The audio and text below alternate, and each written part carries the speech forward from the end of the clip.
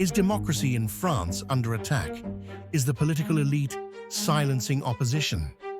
Right now, Marine Le Pen, one of France's most powerful political figures, is facing prison time. Why? Because she was on the verge of crushing Emmanuel Macron in the polls. Coincidence? Or a politically motivated move by the establishment to protect their power?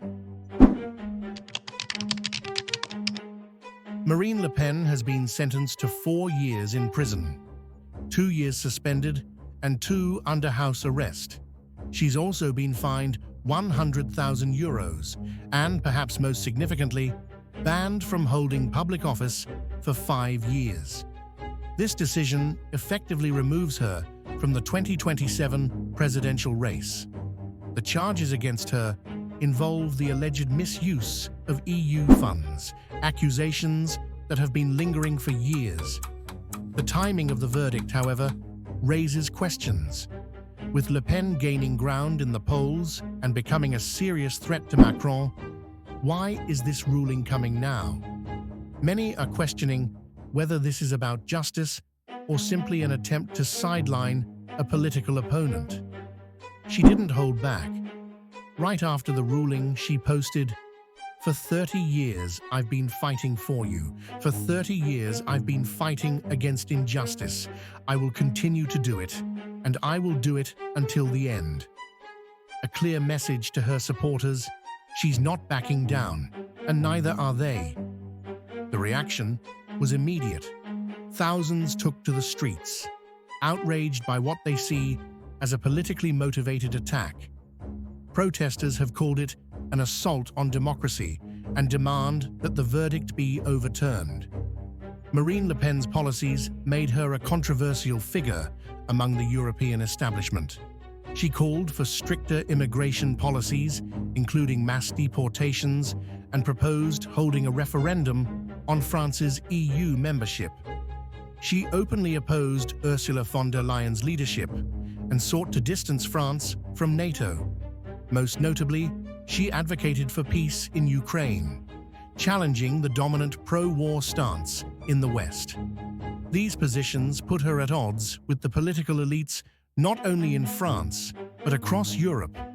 Her growing popularity threatened the status quo, and many believe that removing her from the political arena was a calculated move to ensure the continuity of the current leadership's agenda.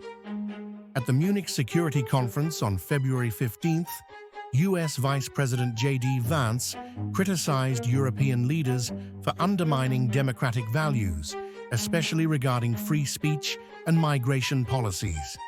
Vance specifically attacked the growing trend in Europe of regulating hate speech and curbing free expression on social media platforms.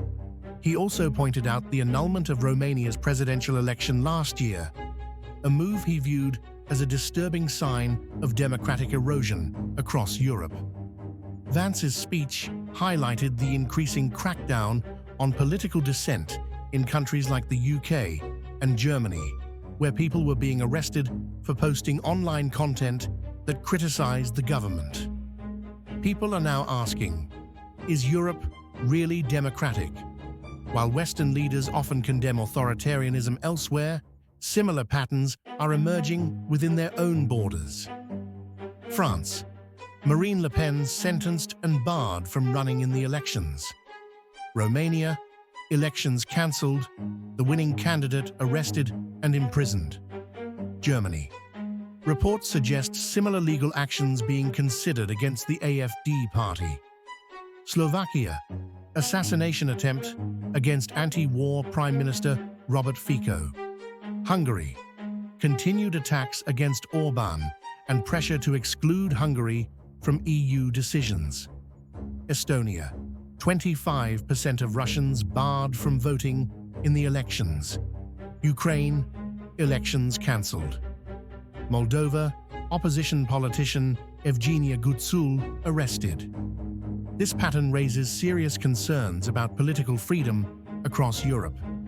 Is this the new reality, where elections are manipulated and opposition leaders are jailed or neutralized before they can pose a real challenge? President Trump commented on Le Pen's sentencing, saying, "That's a big deal.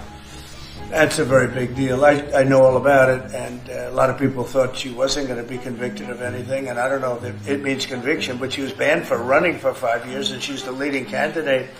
That sounds like this country." His words suggest a growing belief that political persecution is not just limited to Europe, but is becoming a global issue.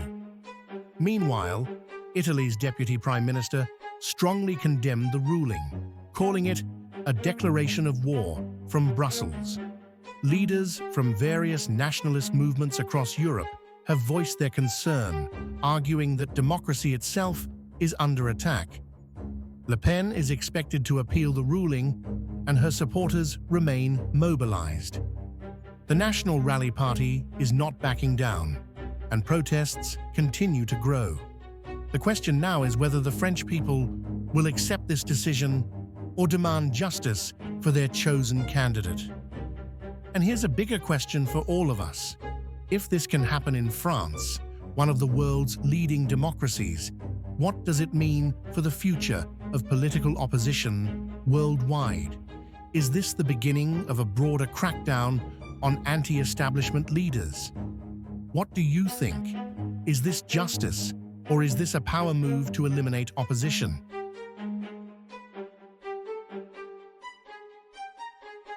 Comment below, share this video, and make sure to subscribe, because the fight for democracy isn't over yet.